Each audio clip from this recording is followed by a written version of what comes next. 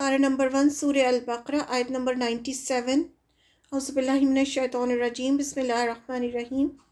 قل کہہ دیجئے، آپ صلی اللہ علیہ وسلم سے فرما رہے ہیں اللہ تعالیٰ کہ آپ ان لوگوں سے کہہ دیجئے، من جو کانا ہے عدوًا دشمن، لی جبریل جبریل کا، جو جبریل علیہ السلام کا دشمن ہے، فَإِنَّهُ تو بے شک وہ، نزلہ اس نے نازل کیا ہے اسے، آپ کے قلبی کا، آپ کے دل پر، یعنی جبریل علیہ السلام جو یہ قرآن نازل کر رہے ہیں، وہ جو آپ کے دل پر قرآن نازل کر رہے ہیں، وہ بِإِذْنِ اللہ، اللہ کے اذن سے ہے، اللہ کے حکم سے جبریل علیہ السلام آپ کے، یعنی آپ صلی اللہ علیہ وسلم کے دل پر یہ قرآن نازل کر رہے ہیں، جو مصدقاً تصدیق کرنے والا ہے، لما اس کی جو بینہ یدیہ اس سے پہلے ہے، جو تورات اور انجیل جو پہلے آ چکی ہے، یہ قرآن اسی کی تصدیق کرنے والا ہے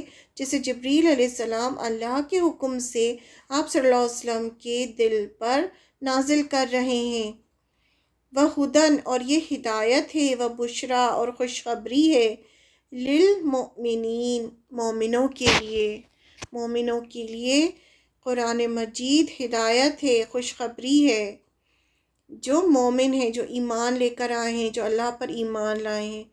تو یہاں کہا گیا کہ آپ ان سے کہہ دیجئے کہ جو دشمن ہے جبریل کا، تو جبریل علیہ السلام کا دشمن کون ہے؟ تو ہم دیکھتے ہیں کہ اللہ تعالیٰ نے یہاں پر ایسا کیوں فرمایا۔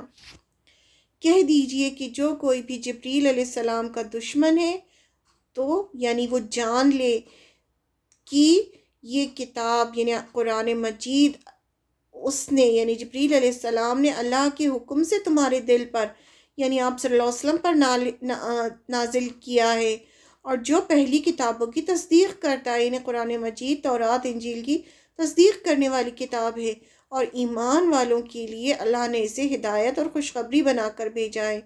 ہدایت ملتی ہے ایمان والوں کو، ان کا ایمان اور بڑھتا جاتا ہے جیسے جیسے وہ قرآن پڑھتے جاتے ہیں، اور ان کے لیے پھر جنت کی بشارت یعنی خوشخبری ہے۔ Say, O Muhammad, peace be upon him, whoever is an enemy to Jibreel, let him die in his fury.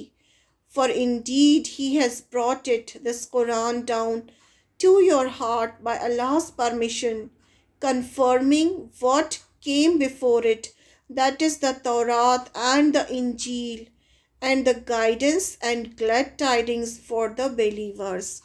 تو یہ ایسا کیوں ہوا، کیوں انہوں نے کہا کہ جبریل علیہ السلام جو ہے وہ دشمن ہے، وہ ہم جانیں گے۔ ایک بار یہود کے کچھ علماء آپ صلی اللہ علیہ وسلم کے پاس آئے اور کچھ سوال کیے، اور کہا کہ اگر آپ ان سوالوں کی جواب دے دیں گے تو ہم آپ پر ایمان لے آئیں گے، کیونکہ ایک نبی کے علاوہ کوئی ان کے جواب نہیں دے سکتا۔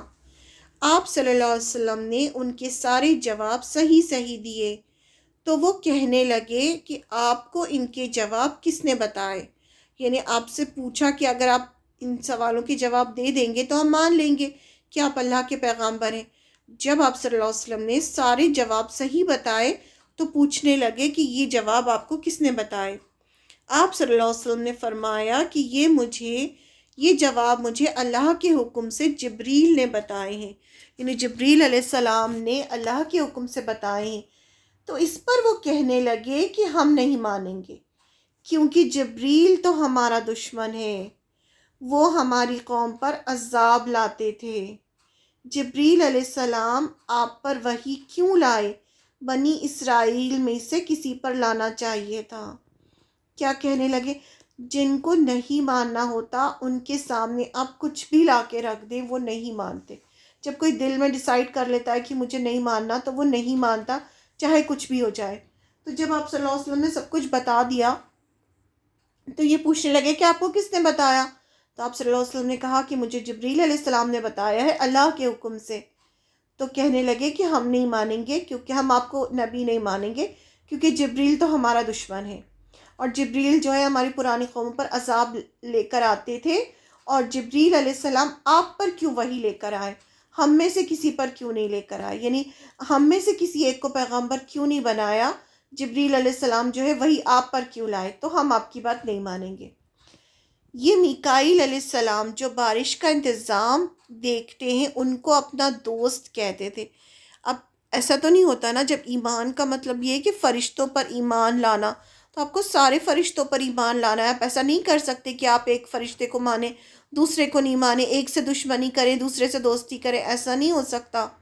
تو میکائیل علیہ السلام جو تھے، جو بارش کا انتظام دیکھتے ہیں، جو رزق لاتے ہیں اللہ کے حکم سے، جن کا رزق کا انتظام جن کے ہاتھ میں ہے، ان کو اپنا دوست کہتے تھے اور جبریل علیہ السلام سے دشمنی کرتے تھے۔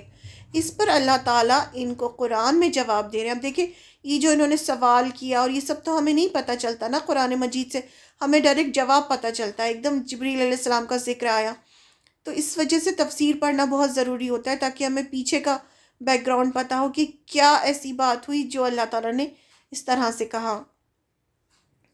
اس پر اللہ تعالیٰ ان کو قرآن میں جواب دے رہے ہیں کہ آپ صلی اللہ علیہ وسلم، آپ ان لوگوں سے کہہ دیجئے کہ جو بھی جبریل کا دشمن ہے وہ اللہ کا دشمن ہے، کیونکہ جبریل علیہ السلام نے اللہ کے حکم سے ہی قرآن کو آپ صلی اللہ علیہ وسلم کے دل پر اتارا ہے۔ یعنی جبریل علیہ السلام سے دشمنی کوئی کیسے کر سکتا ہے؟ جبریل علیہ السلام اپنی مرضی سے تو کچھ نہیں کر سکتے تھے، یہ تو اللہ کے حکم سے ہو رہا تھا۔ تو بتا دیا کہ یہ جو جبریل علیہ السلام لے کر آتے ہیں وہی آپ صلی اللہ علیہ وسلم کے اوپر یہ اللہ کے حکم سے لاتے ہیں۔ پھر ناراضگی کس بات کی ہے؟ قرآن تو تمہاری ہی کتاب تورات کی تصدیق کرتا ہے، یعنی تم کیوں اس طرح کی باتیں کر رہے ہو؟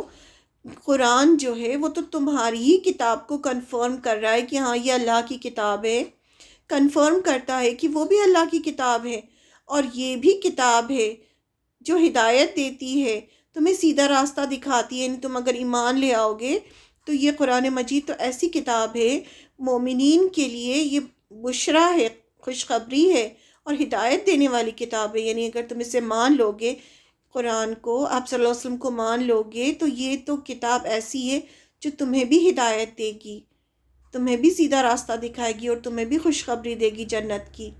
یعنی بار بار ان لوگوں کو ہر طرح سے ان کے سوالوں کے جواب دیے گئے اور ان کو دین کی طرف بلانے کی کوشش کی گئی کہ یہ اللہ کے دین کو، اسلام کو قبول کر لیں۔